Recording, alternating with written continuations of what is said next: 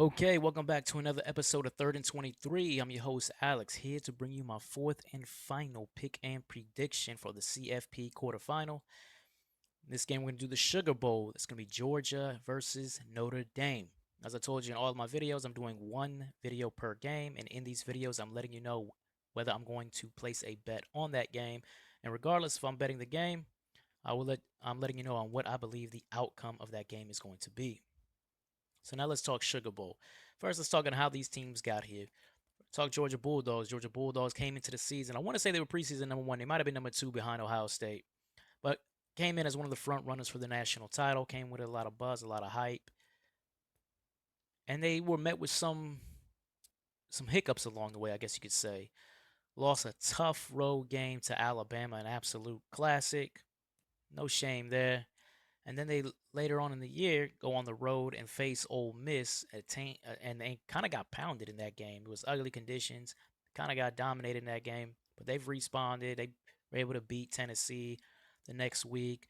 They make it to the SEC championship game, play against Texas, a team they beat on the road earlier in the season, and they beat Texas again in the SEC championship game, and that's what brought them to the college football playoff. You talk Notre Dame. How did Notre Dame get here? Notre Dame got here. To be honest, you could say the schedule. The schedule's been kind of a cake. I thought that this was early in the preseason. My preseason video, I picked Notre Dame as the one team that I thought would go 12-0. They almost go 12-0. They 11-1 loss to Northern Illinois. It just came out of nowhere, an absolute fluke in my opinion. Credit to Marcus Freeman and Notre Dame, though they were able to rebound and respawn from that loss, and they've actually been absolutely massacring teams along the way. But again, as I said, they haven't really had a tough schedule. So when you look at this game, this spread opened up as Georgia as a 1 point favorite. And I haven't seen any line movement in this game. I've seen this hold at one. So Georgia coming in this as a 1 point favorite. What's the driving factors, key factors for both of these teams on why they're good this season? Starting with Georgia, I would say a combination of things, really. Kirby Smart has done a great job, as he always does, coaching that defense. Though the defense hasn't been as elite as they typically are, they've still been a pretty good defense. Offensively, you had Carson Beck. Carson Beck had a lot of shaky moments in the first half of the year, but something clicked in that Tennessee game. He started to play a whole lot better. He started to look like the Carson Beck that we saw in 2023. For Notre Dame, what got them here is simple.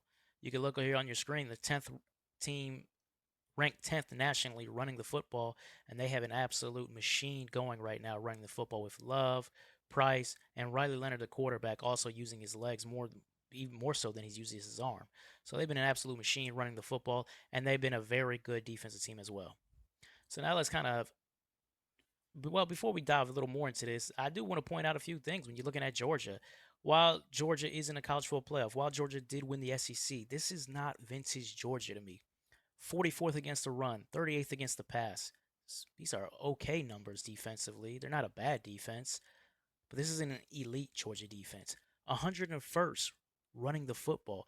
If you watch college football, Georgia and running backs, man, that goes hand in hand. Haven't been able to run the football at all this year. So keep that in mind as we dive more into this game. Take a look at some trending factors when looking at both these teams. So let's talk about Georgia. Stick to that running issues. So run game woes. 6 out of the 12 regular season games that Georgia has played this year, they've ran for less than 110 yards rushing. And the most yards that they've had against a P4 opponent was in the opener against Clemson, 169 yards rushing in the opener. Think about that. They hit 169 in the opener against Clemson, not a bad game. And you're going to say this is actually the best they're going to do for the entire season. Hasn't been good running the football there for Georgia. And then another thing to note, unless you're under a rock, you probably already noticed Carson Beck has been ruled out for the college football playoff. He got hurt in the SEC championship game, so Gunnar Stockton is going to make his first career start. You saw him come in the SEC championship game against Texas, and quite honestly, he looked like he was not ready. It's not a knock against him. He's probably didn't get many first-team reps the entire season, so come in against that Texas defense, that number one defense, you're going to have issues. And he had issues. But he still was able to use his legs to be able to help Georgia win that SEC championship. If you're looking at Notre Dame, I've already talked about the running game. They averaged 220 yards rushing in the last 6 games, and even before that, they've been an absolute machine. Now, when you look at Notre Dame, though, you got to say to yourself, well, who have they played? Because in these last 6 games, they played some military academies. They played Florida State, one of the worst teams in the Power Four. But then you keep in mind, they also were able to run the ball against Indiana in the first round of the college football playoff. Game they dominated in, they ran for 197 yards rushing in that game. Obviously, that's helped with a big 94-yard touchdown run. But yet still, this Notre Dame running game has been an absolute machine. They continue to work. They're explosive or methodical, however you want to, whatever way you want to run the rock, Notre Dame can do it. And then you look at their defense, have only given up over 20 two times in 13 games this season. So when I look at this game, I'm like, well, what's going to happen in this game? Is Gunnar Stockton, the new quarterback, and all these talented Georgia Bulldogs are just going to take advantage of a Notre Dame team that hasn't really played anybody this season? Or is Notre Dame going to continue on their march with this machine that they have going on at running back? And for me, I'm going to do something that I never thought I would ever do in a postseason game regarding Notre Dame. In a big time postseason game regarding Notre Dame, a BCS championship game, a college football playoff game, a big time bowl game. I'm going to take Notre Dame. You can call it a +1 if you want, but I'm taking Notre Dame straight up to win this game. I'm calling it like this. Look, Georgia, they got Trevor Etienne in the portal. I thought he was going to be the best running back in the SEC this year. He's missed some time, and then when he has played, they haven't really focused on him. They've been trying to force feed Nate Frazier on you, true freshman running back who one day might be good, but he's not. I said it before, he's not Adrian Peterson. I don't know why people are trying to turn him into some freshman sensation. So if you want to call Frazier and Etienne a two-headed monster, no, it's not. It's more like a two-headed paperweight because they're ranked 101st in the country running the football. Now you got no Carson Beck. Gunnar Stockton, what do we know about him? All we know is that, sure, a big recruit, but that doesn't matter. We saw him go against Texas.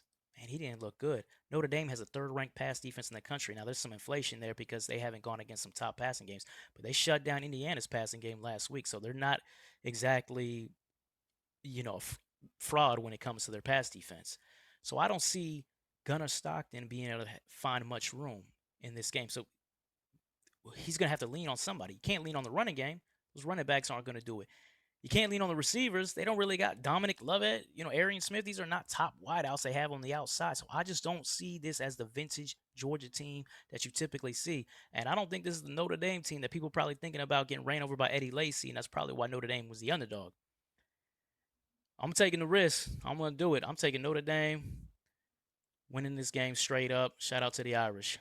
But anyways, if you like the content, please like, comment, subscribe, all of that. As you can see, my YouTube handle here in a few seconds. Take care.